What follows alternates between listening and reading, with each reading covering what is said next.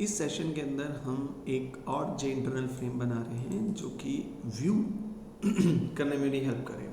जब हम कोई रेगुलर आइटम्स यूज़ करते हैं तो वो मोस्ट यूज आइटम में यहाँ रिफ्लेक्ट होने लग जाता है। तो ऑलरेडी मेरा जे इंटरनल फ्रेम फॉर्म यहाँ अपीयर हो रहा है, तो मैं यहाँ जाता हूँ व्यू कैटेगरी डिटेल्स का एक जे इंटरनल फ्रेम बनाते हैं। एडमिन मेन स्क्रीन में गया मैं, यहाँ मैं एक पैलेट में एक मेनू आइटम और ऐड करता हूँ। प्रॉपर्टीज में गए, इसका नाम है लिखा व्यू कैटेगरी डिटेल्स।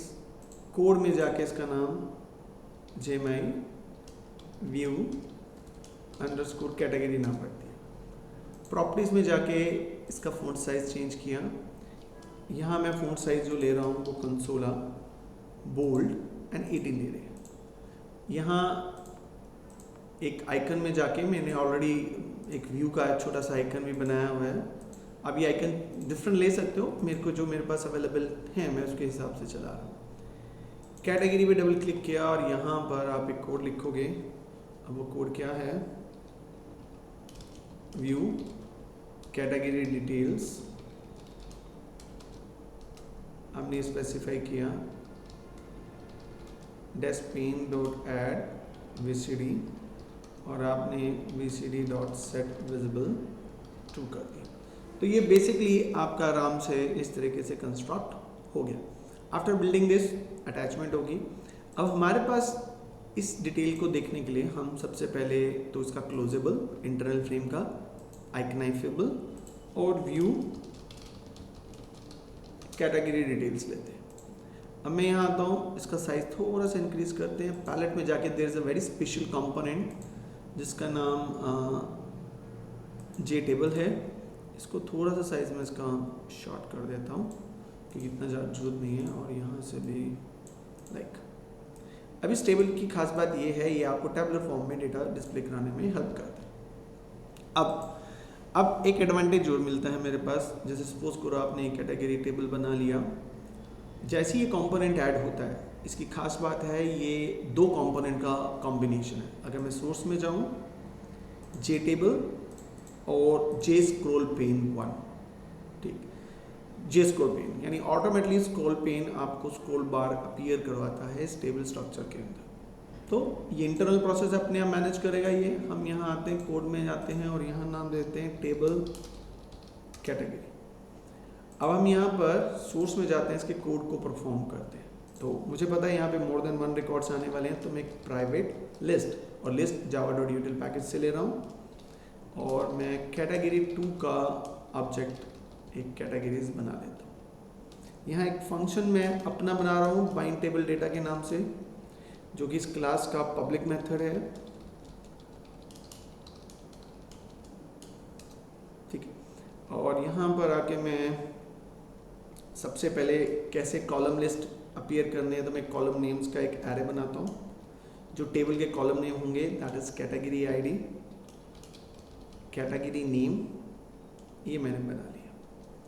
उसके बाद एक ऑब्जेक्ट का 2D एरे बना रहा हूँ जो कि इस टेबल स्ट्रक्चर के डेटा को रिप्रेजेंट करेगा। फिर एक डिफ़ॉल्ट टेबल मॉडल लिया मैंने, क्योंकि आपका जे टेबल एक मॉडल एक्सपेक्ट करता है, एक टेबल मॉडल एक्सपेक्ट करता है, तो ये डिफ़ॉल्ट टेबल मॉडल लिया। इसके कई कंस्ट्रक्टर हैं, तो मैं इसका ओवरलोडेड कंस्ट्रक्टर में ये 2D एरे वाला ले रहा हूँ।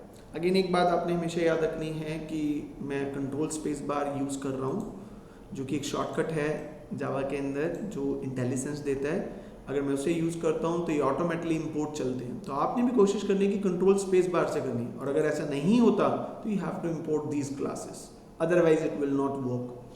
तो मैं टेबल कैटेगरी सेट मॉडल और ये मॉडल सेट करता हूँ।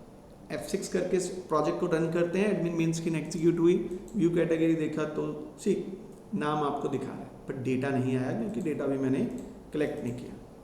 तो सबसे पहले कैटेगरीज न्यू कैटेगरी डाउ लिया और डाउ से मैंने मेथड कॉल किया गेट ऑल रिकॉर्ड, जो सारे रिकॉर्ड्स मुझे फेच करके देगा। अगर कैटेगरीज वैलिड रेफरेंस देता है तो उसका मतलब कुछ हमें गेट हुआ है, और अगर वो वैलिड रेफरेंस नहीं देता तो इसका मतलब कोई रिकॉर्ड नहीं मिले। एल्स अगर रिकॉर्ड नहीं मिलता तो हम रिकॉर्ड्स में एक रो ऐड करेंगे और कॉलम्स जितने कॉलम नेम की लेंथ है, और रिकॉर्ड्स ऑफ ज़ीरो में मैं एक नया ऑब्जेक्ट का एरे कंस्ट्रक्ट कर रहा हूँ, उसको यहीं इनिशियलाइज कर रहा हूँ, नो इन्फॉर्मेशन का मैसेज लिखा आ जाएगा। इससे फ़ायदा ये होगा कि यूज़र को कोई इन्फॉर्मेशन यानी पता लग जाएगा कि कुछ हैपन नहीं हुआ है, फिर देन यानी कोई डेटा फैच करके लेके नहीं आए। तो अब इसकी रोज़ कितनी बने, जितनी कैटेगरी का साइज है, यानी जितने रिकॉर्ड्स आए उतने बने, कॉलम नेम की जितनी लेंथ है वो उसकी कॉलम का साइज बने। एक इंडेक्स 0 लिया और मैं यहाँ एक एनहांस लूप ले रहा हूँ, और ये एनहांस लूप एक एक करके इस कैटेगरी कलेक्शन से एक एक वैल्यू हमें कैप्चर करके देने वाले हैं। फिर रिकॉर्ड्स ऑफ इंडेक्स में एक न्यू ऑब्जेक्ट का एरे बनेगा, जिसके पहले कॉलम में सिटी की कैटेगरी आईडी आएगी, दूसरे में सिटी की कैटेगरी नेम आएगी। तो ये डेटा रिकॉर्ड्स में ऐड करके इंडेक्स मैंने प्लस प्लस कर दिया। अब इतने एक्शन से क्लिक करने पर जब आप व्यू करते हो तो वो रिकॉर्ड आपको ऐसे शो हो जाएगा। तो यहाँ पर हमारा व्यू वाला जो ऑपरेशन है वो मैंने सक्सेसफुली अचीव कर लिया। तो यहाँ क्लोज करते हैं और यहाँ पर ये सेशन फिनिश होता है।